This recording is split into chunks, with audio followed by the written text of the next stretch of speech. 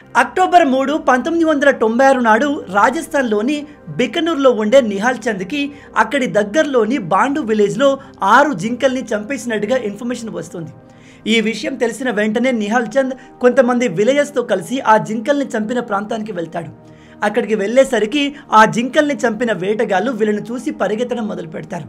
వాళ్ళు ఆ వేటగాళ్ళని పట్టుకునేందుకు ప్రయత్నం చేస్తే ఆ వేటగాళ్ళు వీళ్ళపైన వెపన్స్తో కాల్పులు జరుపుతారు. ఆ కాల్పుల్లో నిహాల్ చంద్కి కొన్ని బుల్లెట్స్ తగిలి తీవ్రంగా గాయపడతాడు. తనకు ఎన్ని గాయాలైనప్పటికీ ఈ నిహాల్ చంద్ ఆ చనిపోయి ఉన్న జింకల్ని ఆ ప్రాంతాల్ని వదిలి వెళ్ళాడు. ఎంత చేసినా అతను ఆ జింకల్ని వదలకపోయేసరికి ఆ వేటగాళ్ళు జింకల్ని వదిలేసి అక్కడి నుంచి పారిపోతారు. ఆ తర్వాత కొద్ది సమయంలోనే తీవ్రంగా గాయపడ్డ నిహాల్ చంద్ అక్కడే మరణిస్తాడు. 1999లో నిహాల్ చంద్ జంతువుల పట్ల చూపించిన శ్రద్ధను, వాటిని కాపాడేందుకు చేసిన కృషిని గుర్తిస్తూ సెంట్రల్ గవర్నమెంట్ శౌర్య చక్ర అవార్డును ఇచ్చి గౌరవించింది. దాంతో ఈ నిహాల్ చంద్ ఇండియన్ ఆర్మీలో జాయిన్ అవ్వకుండానే శౌర్య చక్ర అవార్డును పొందిన మొదటి వ్యక్తిగా మారాడు. బై ద వే, ఈ నిహాల్ చంద్ బిష్నోయి కమ్యూనిటీకి చెందినవాడు. ఇప్పుడు మీలో కొంతమందికి జింకల కోసం ప్రాణాలు ఇవ్వడం ఏంటి అనిపించవచ్చు. కాకపోతే ఈ బిష్నోయి కమ్యూనిటీ వాళ్ళకి జింకలు అంటే అమితమైన ప్రేమ. జింకలే కాదు, అడవి జీవుల్ని కాపాడడం వీళ్ళ కల్చర్లో ప్రధానమైన పని. నేను ఈ వీడియోని ఈ స్టోరీతో మొదలు పెట్టేందుకు ఒక కారణం ఉంది. మీలో చాలామంది రీసెంట్గా చంపబడ్డ బాబా సిద్దికీ న్యూస్ గురించి వినే ఉంటారు. అయితే ఈ బాబా సిద్దికీని చంపింది ఎవరో కాదు, ఎప్పటి నుంచో సల్మాన్ ఖాన్ని అంతం చేస్తాను అని చెప్పి లారెన్స్ బిష్నోయికి చెందిన మనుషులు. ఇప్పుడు మీలో కొంతమందికి డౌట్ రావచ్చు, లారెన్స్ బిష్నోయి అనే ఈ వ్యక్తి సల్మాన్ ఖాన్ని ఎందుకు చంపాలి అనుకుంటాడు అని. ఎందుకంటే సల్మాన్ ఖాన్ ఒక సమయంలో ఈ బిష్నోయి కమ్యూనిటీకి ఎంతో పవిత్రమైన బ్లాక్ బక్ అనే జింకను చంపాడు. అప్పటి నుంచి ఈ లారెన్స్ బిష్నోయి ఎలాగైనా సరే సల్మాన్ ఖాన్ని చంపాలి అని చూస్తున్నాడు. అడవి జంతువుల్ని, ఎస్పెషల్లీ ఇలాంటి జింకల్ని సరదా కోసం చంపడం సల్మాన్ ఖాన్కి అలవాటు కావచ్చు. కానీ అడవి జంతువులకు, ఎస్పెషల్లీ తమకు ఎంతో పవిత్రమైన ఈ జింకల్ని చంపడం బిష్నోయి సమాజంలో అతిపెద్ద తప్పు. ఈ బిష్నోయి కమ్యూనిటీ వాళ్ళు ప్రకృతితో ఎంతో గాఢంగా మమేకమై ఉంటారు. వాళ్ళు అడవి జంతువుల్ని, చెట్లను కాపాడడానికి ప్రాణాలు సైతం లెక్క చేయకుండా త్యాగం చేస్తారు. మీరు చెప్తే నమ్మరు, ఈ కమ్యూనిటీ వాళ్ళు జింకల్ని తమ కుటుంబ సభ్యులుగా చూస్తారు. ఒకవేళ ఏవైనా తల్లి లేని పిల్ల జింకలు ఈ కమ్యూనిటీ వాళ్ళకు దొరికితే అక్కడి మహిళలు తమ పాలను ఇచ్చి వాటిని పెంచిన సందర్భాలు అనేకం ఉన్నాయి. వీళ్ళు ప్రకృతితో ఇంతగా కనెక్ట్ అయ్యేందుకు ప్రధానమైన కారణం సద్గురు జంబోజీ గారు. ఈ బిష్నోయి కమ్యూనిటీని ఏర్పాటు చేసింది ఇతను ఈ కమ్యూనిటీ ప్రజల్లో ప్రకృతి పట్ల, ప్రకృతిలో ఉండే జీవుల పట్ల అమితమైన ప్రేమ, జాలి ఉండేలా వీళ్ళను తయారు చేశాడు. వీళ్ళు అడవుల్లో ఉన్న జంతువుల్ని కాపాడడానికి తమ ప్రాణాలని సైతం త్యాగం చేయడానికి సిద్ధమైపోతారు.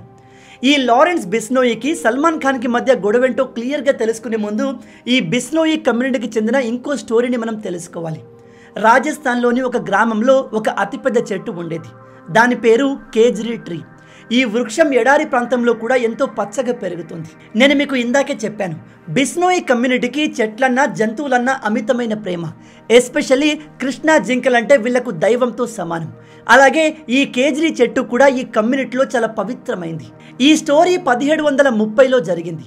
ఆ సమయంలోని జోధ్పూర్ మహారాజు అయిన అజయ్ సింగ్కి తన రాజ్మహల్ని కట్టేందుకు కలప అవసరమైంది. అందుకని అతని సైనికులు ఈ గ్రామంలో ఉన్న ఈ కేజ్రీ చెట్టును నరకడానికి వస్తారు. ఈ విషయం తెలిసిన బిష్నోయి కమ్యూనిటీకి చెందిన అమృతాదేవి అనే మహిళ వెంటనే ఆ చెట్టు దగ్గరికి వెళ్ళి ఆ సైనికులకు అడ్డుపడుతుంది. ఆ సైనికులు ఎంత చెప్పినా వినకపోయేసరికి అమృతాదేవి ఆ చెట్టును హత్తుకొని, మీరు ఈ చెట్టును నరకాలి అంటే ముందు నా తల నరకాలి అని చెప్తుంది. ఆ సమయంలో సైనికులు కూడా అంత సెన్సిటివ్గా ఉండేవారు కాదు. దాంతో వాళ్ళు ఏమాత్రం ఆలోచించకుండా ఆమె తలను నరికేశారు. ఆ తర్వాత ఆ చెట్టును కాపాడడానికి వచ్చిన ఈ అమృతాదేవి 3 కూతుర్లను కూడా సైనికులు చంపేశారు. చివరికి ఆ అమృతాదేవి భర్తను కూడా సైనికులు చంపేశారు. ఈ పూర్తి ఇన్సిడెంట్ అక్కడికి ఆగలేదు. మీరు చెప్తే నమ్మరు, ఆ రోజు ఆ చెట్టును కాపాడేందుకు దాదాపు 300కు పైగా బిష్నోయి కమ్యూనిటీ ప్రజలు తమ ప్రాణాన్ని కోల్పోయారు. ఎస్, మీరు విన్నది కరెక్టే. ఒక వృక్షాన్ని కాపాడేందుకు ఈ కమ్యూనిటీకి చెందిన 300 మంది తమ ప్రాణాలని త్యాగం చేశారు. ఈ స్టోరీ మీకు చెప్పడానికి ప్రధాన ఉద్దేశం ఈ కమ్యూనిటీ వాళ్లకు చెట్లన్నా, జంతువులన్నా ఎంత ప్రేమ ఉండేదో మీకు తెలియాలి అని.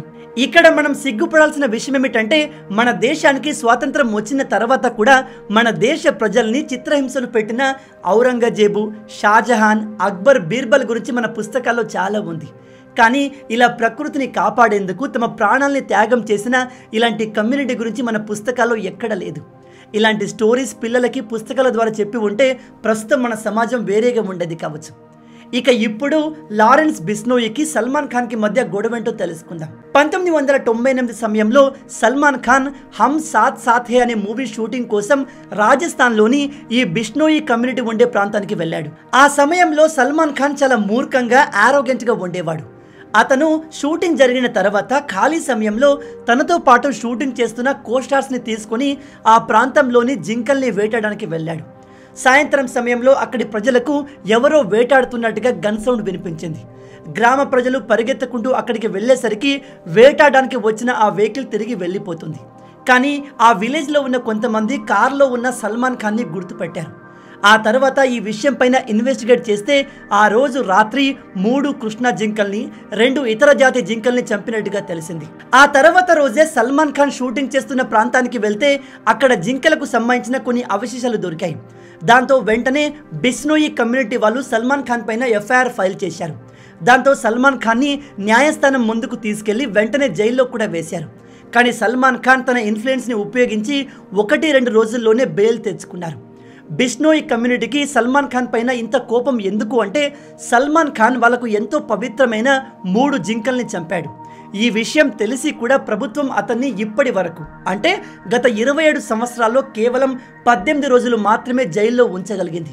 2006లో సల్మాన్ ఖాన్ అడవి జంతువులను చంపినందుకు వైల్డ్ లైఫ్ ప్రొటెక్షన్ యాక్ట్ కింద అతనికి 25,000 జరిమానా అలాగే 5 సంవత్సరాల జైలు శిక్ష విధించారు. అయినా కూడా అతను 2-3 రోజుల కంటే ఎక్కువ జైల్లో ఉండలేదు. ఆ తర్వాత 2016లో రాజస్థాన్ హైకోర్టు ఈ కేసులో ఇన్వాల్వ్ అయి సల్మాన్ ఖాన్పై ఉన్న ఈ కేసును కంప్లీట్గా కొట్టేసింది. రాజస్థాన్ హైకోర్టు చెప్పేది ఏమిటంటే సల్మాన్ ఖాన్ షూటింగ్ చేస్తున్న ప్రాంతంలో జింకల అవశేషాలు దొరికాయి, కానీ వాటిని చంపింది సల్మాన్ ఖానే అని ఎటువంటి ప్రూఫ్ లేదు. కాబట్టి ఈ కేసును రద్దు చేస్తున్నామని కంప్లీట్గా కొట్టేసింది. ఆ తర్వాత కూడా సల్మాన్ ఖాన్ పైన వెపన్స్కి సంబంధించిన కేసులు ఉన్నాయి. అలాగే అతనిపై రాత్రి తాగి ర్యాష్ డ్రైవ్ చేసి రోడ్డు పక్కన నిద్రపోతున్న వాళ్ళపైన కారు ఎక్కించి చంపిన కేసులు కూడా ఉన్నాయి. ఇతనిపై ఎన్ని కేసులు ఉన్నప్పటికీ మనోడు జైలుకు వెళ్లకుండా చాలా ఈజీగా బెయిల్ తెచ్చుకొని బయట తిరుగుతున్నాడు, సినిమా షూటింగ్లు చేసుకుంటున్నాడు. ఓవరాల్గా బిష్నోయి కమ్యూనిటీ 27 సంవత్సరాల నుంచి వాళ్ళకు న్యాయం జరుగుతుందని వెయిట్ చేస్తున్నారు. కానీ బిష్నోయి కమ్యూనిటీకి చెందిన ఈ లారెన్స్ బిష్నోయి మాత్రం ఇక న్యాయస్థానం సల్మాన్ ఖాన్ని ఏమీ చేయలేదని గ్రహించి 2018లో మాకు ఎంతో పవిత్రమైన జింకల్ని చంపినందుకు సల్మాన్ ఖాన్ పైన ప్రతీకారం తీసుకుంటానని ఓపెన్గా చెప్పాడు. 2022 జూన్ సమయంలో సల్మాన్ ఖాన్ తండ్రి సలీం ఖాన్ మార్నింగ్ వాకింగ్ చేస్తున్నప్పుడు అతనికి ఒక బెంచ్ పైన బెదిరింపులు ఉన్న ఒక లెటర్ దొరుకుతుంది. అందులో ఏం రాసుందంటే సల్మాన్ ఖాన్ పరిస్థితి కూడా సిద్ధు మూసేవాళ్ళలాగే అవుతుంది అని. ఆ తర్వాత సల్మాన్ ఖాన్ పర్సనల్ జీమెయిల్ ఐడికి కూడా బెదిరింపులు వచ్చాయి. ఆ మెయిల్స్లో చాలా క్లియర్గా రాసి ఉంది, నెక్స్ట్ టార్గెట్ నువ్వే, జోధ్పూర్ వచ్చిన వెంటనే నువ్వు కూడా సిద్ధు మూసేవాళ్ళలాగా చస్తావు అని. ఆ తర్వాత 2023 మార్చి సమయంలో జైలు నుంచి ఈ లారెన్స్ బిష్నోయి ఒక ఇంటర్వ్యూ ఇచ్చాడు. అందులో ఇతను చాలా క్లియర్గా చెప్పింది ఏమిటంటే చిన్నతనం నుంచి నాకు ఉన్న ఒకే ఒక డ్రీమ్ సల్మాన్ ఖాన్ని అంతం చేయడం అని. ఆ తర్వాత ఏప్రిల్ 2023 రోజున రాకీ అనే ఒక యువకుడు ముంబై పోలీసులకు ఫోన్ చేసి సల్మాన్ ఖాన్ని చంపేస్తాను అని బెదిరిస్తాడు. అప్పటి వరకు ఈ బెదిరింపులను పోలీసులు ఏదో ప్రాంక్ లాగా తీసుకున్నారు. కానీ 2024 ఏప్రిల్ 14 నుంచి ఈ బెదిరింపులను పోలీసులు సీరియస్గా తీసుకోవడం మొదలుపెట్టారు. ఎందుకంటే కొంతమంది బైక్ పైన సల్మాన్ ఖాన్ ఇంటి ముందుకు వచ్చి అతని ఇంటి పైన ఓపెన్గా కాల్పులు జరిపారు. ఈ కంప్లీట్ ఇష్యూ మరింత సీరియస్ అయింది ఎప్పుడు అంటే రీసెంట్గా సల్మాన్ ఖాన్కి ఎంతో క్లోజ్ ఫ్రెండ్ అయిన బాబా సిద్దికీని కొంతమంది ప్లాన్ చేసి చంపేశారు. ఇతను చంపబడ్డ కొద్దిసేపులోనే లారెన్స్ బిష్నోయి గ్యాంగ్ ఇది చేసింది మేమే అని ఫేస్బుక్ ద్వారా కన్ఫర్మ్ చేశారు. అలాగే ఈ బిష్నోయి గ్యాంగ్ చెప్పేది ఏమిటంటే సల్మాన్ ఖాన్కి ఎవరు హెల్ప్ చేసినా వారి పరిస్థితి ఇలాగే అవుతుంది అని. ఇక ఈ బాబా సిద్దికీ ఎవరు అంటే సల్మాన్ ఖాన్ అండ్ షారుఖ్ ఖాన్ మధ్య పెద్ద గొడవ జరిగిందనే విషయం మనందరికీ తెలుసు. అయితే ఈ ఇద్దరు స్టార్లను కలిపింది మళ్ళీ వాళ్ళను క్లోజ్ ఫ్రెండ్స్ని చేసింది ఇదిగో ఈ బాబా సిద్దికీ. ఈ బాబా సిద్దికీ సల్మాన్ ఖాన్ ఫ్యామిలీకి బాగా క్లోజ్ కూడా. నేను మీకు ఇందాక చెప్పాను 2015 సమయంలో హిట్ అండ్ రన్ కేసులో ఒక వ్యక్తిని కార్తో గుద్దేసి చంపినందుకు సల్మాన్ ఖాన్కి హైకోర్టు 5 సంవత్సరాల జైలు శిక్ష విధించింది. కానీ ఇందులో నుంచి ఈ బాబా సిద్దికీ సల్మాన్ ఖాన్ని కాపాడాడు. ఇలా అన్ని విధాల బాబా సిద్దికి సల్మాన్ ఖాన్ని కాపాడుతున్నాడు అని తెలిసి ఈ బిష్నోయ్ గ్యాంగ్ బాబా సిద్దికిని టార్గెట్ చేసి అంతం చేసింది. ఇక ఇప్పుడు సల్మాన్ ఖాన్లో భయం మొదలైంది. ఇతను ఎక్కువగా పబ్లిక్ అపియరెన్స్లోకి రావట్లేదు.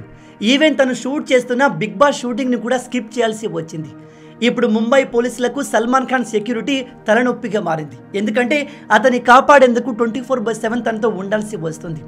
ఈవెన్ సల్మాన్ ఖాన్ ఇంటి ముందు పోలీసులు ఒక క్యాంప్ని కూడా ఏర్పాటు చేశారు. సల్మాన్ ఖాన్ ఫాదర్ కూడా ఒక ఇంటర్వ్యూలో ఈ బెదిరింపుల కారణంగా మాలో కూడా చాలా మార్పులు వచ్చాయి. మేము ఇంతకు ముందులాగా ఫ్రీగా బయటకు వెళ్ళలేకపోతున్నాము, భయంతో జీవిస్తున్నాము అని చెప్పారు. ఇక ఇప్పుడు ఈ లారెన్స్ బిష్నోయి ఎవరు? ఇతను ఇంత పవర్ఫుల్గా ఎలా మారాడు? లారెన్స్ జైల్లో ఉన్నప్పటికీ తన యాక్టివిటీని బయట ఎలా రన్ చేస్తున్నాడు? సిద్ధు మూసేవాలా లాంటి ఒక పెద్ద సింగర్ని ఇతను జైలు నుంచే ఎలా అంతం చేయగలిగాడు అనే విషయాలు తెలుసుకుందాం.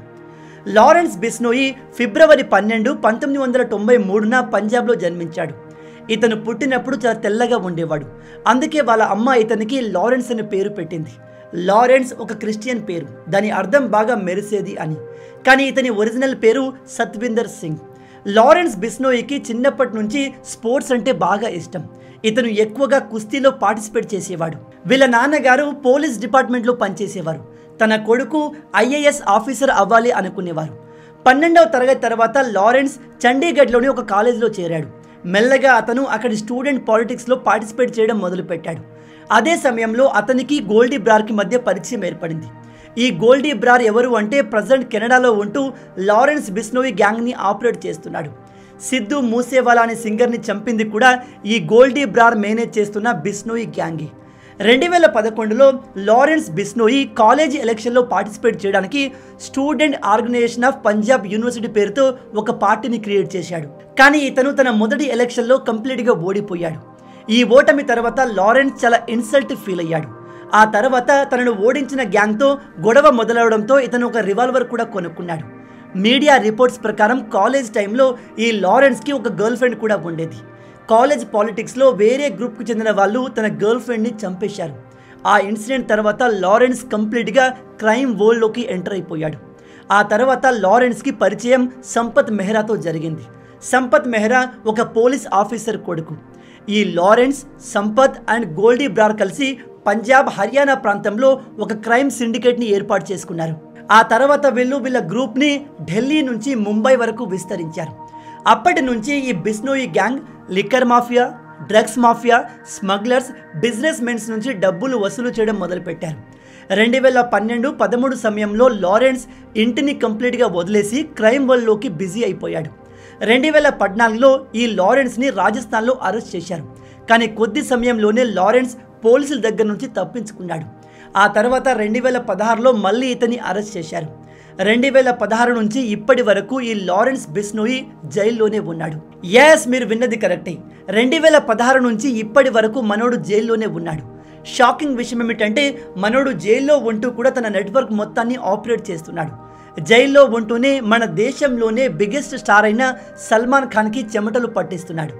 2022 మేలో పంజాబ్లోని very famous and big singer అయిన సిద్ధు మూసేవాలని తన ఇంటికి కొద్ది దూరంలోనే అతని వెహికల్ పైన 24 బుల్లెట్లు కురిపించి అంతం చేయించాడు. ఆ తర్వాత 2023 డిసెంబర్లో రాష్ట్రీయ రాజ్పూత్ కర్నీ సేన అధ్యక్షుడైన సుఖ్దేవ్ ఇంటికి వెళ్ళి కాల్చి మరీ చంపారు.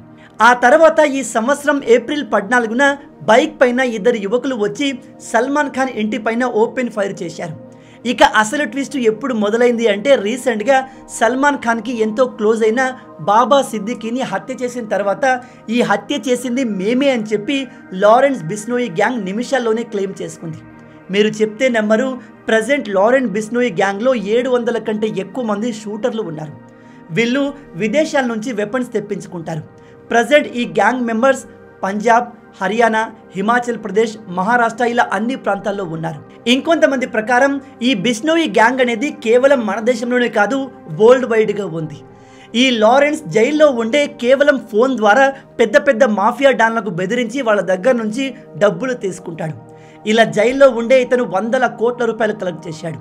కొన్ని మీడియా రిపోర్ట్స్ ప్రకారం ఈ లారెన్స్ బిష్నోయి గ్యాంగ్ కేవలం మన ఇండియాలోనే కాదు, గోల్డీ బ్రార్ ద్వారా కెనడాలో కూడా ఆపరేట్ అవుతుంది. ఈ లారెన్స్ బిష్నోయి సోషల్ మీడియాలో కూడా చాలా ఫేమస్. ఇతను ఫేస్బుక్, ఇన్స్టాగ్రామ్, యూట్యూబ్లో కూడా చాలా పాపులర్. తన పాపులారిటీని ఉపయోగించే ఇతను పెద్ద పెద్ద మాఫియా డాన్స్ని బెదిరిస్తాడు, వాళ్ళ దగ్గర నుంచి డబ్బులు తీసుకుంటాడు. ప్రజెంట్ లారెన్స్ బిష్నోయి ఎంత పవర్ఫుల్ అంటే అతను మన ఇండియన్ జైల్లో ఉండి కూడా వరల్డ్ వైడ్గా ఎక్కడైనా సరే క్రైమ్ చేయించగలడు. అందుకే ఇప్పుడు సల్మాన్ ఖాన్కి వస్తున్న వార్నింగ్స్ని పోలీసులు చాలా సీరియస్గా తీసుకుంటున్నారు.